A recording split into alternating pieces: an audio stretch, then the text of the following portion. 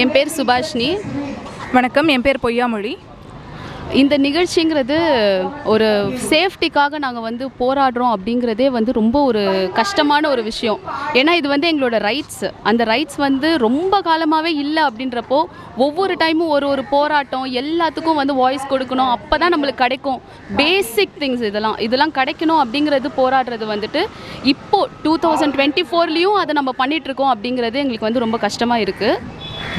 இந்த பாலியல் வன்கொடுமைகள்லாம் எல்லா இடத்துலையும் நடந்துகிட்டு தான் இருக்குது அப்படின்னு நம்ம ஈஸியாக கடந்து போக முடியாது.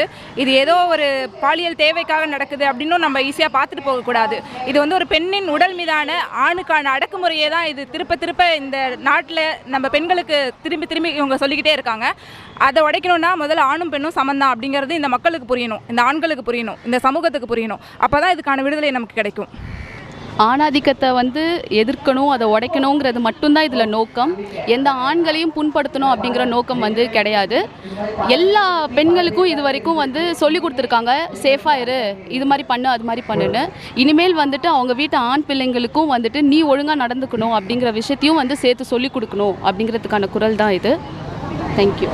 மெயினாக இந்த போராட்டம் ஒரு நியூஸ் பார்க்குறோம் அப்படின்னா வெறுமனே சோஷியல் மீடியாவில் ஷேர் பண்ணிட்டு போகாமல் உடனடியாக நீங்கள் செயல்படணும். வெறுமனே அதுக்கு ரியாக்ட் பண்ணிகிட்டு இருக்காம அதுக்காக செயல்படணும் அப்படிங்கிறதுக்காக தான் இந்த போராட்டம் முன்னெடுத்து.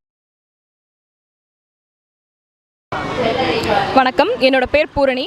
நான் பெண் கலெக்டிவ் அப்படின்ற ஒரு அமைப்பை நடத்திட்டு இருக்கேன். இந்த போராட்டத்தை வாய்ஸஸ் ஆஃப் பீப்புளோட சேர்ந்து ஒன்றா ஒருங்கிணைச்சிட்ருக்கோம்.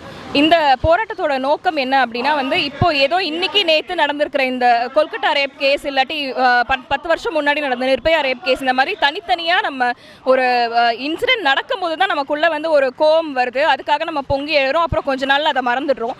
ஆனால் அப்படி இல்லாமல் இதுக்கு நிரந்தரமாக ஒரு தீர்வு வேணும் அப்படின்றதுக்காக தான் இந்த போராட்டம்.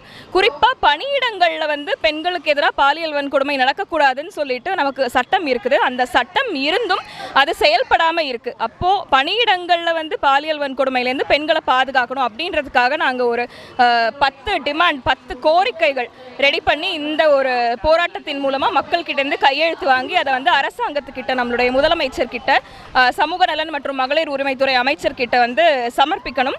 அது மூலமாக நமக்கு இந்த போஷ் சட்டம் அப்படின்ற சட்டத்தை நம்ம ஸ்ட்ரெங்தன் பண்ணணும் அப்படின்ற நோக்கத்தோடு தான் இன்னைக்கு இந்த போராட்டத்தை முன்னெடுத்திருக்கோம். செக்ஷுவல் ஹராஸ்மெண்ட்டும் இந்த நாட்டுல இல்லைன்றது அர்த்தம் கிடையாது. இருந்திருக்கு, பேசுறதுக்கு வாய்ப்பு இல்லாம தடுக்கப்பட்டிருக்காங்க, அமுக்கப்பட்டிருக்காங்க. எல்லா கொடுமையும் அனுபவிச்சுட்டு இவ்வளோ மாற்றங்களையும் எடுத்துட்டு வந்திருக்காங்க. நானும் ஒரு ஹெல்த் பேக்ரவுண்ட்ல இருந்து வரக்கூடிய ஆளு.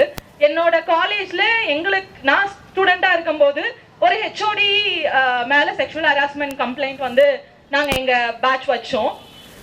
ஒரு ரொம்ப ஆணித்தனமான கோபம் என்ன இருந்ததுன்னா, ஆக்ஷன் எடுத்தாங்க. ஒரு சில மாதங்கள் தலைமறைவா இருந்தாரு. அதுக்கப்புறம் பார்த்தா சென்னையில ஒரு டென்டல் காலேஜ்ல ப்ரொஃபஸரா வந்தாரு. அப்போ அந்த கோபம் புரியல, இப்போ அந்த கோபம் புரியுது. மாற்றங்கள் நிறைய தேவை.